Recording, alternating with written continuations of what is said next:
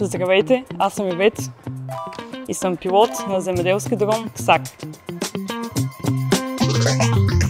Нашето стопанство обработва около 7000 декара земя в областта на град Ямбол. Отглеждаме предимно житни култури, като отскоро и зеленчуци.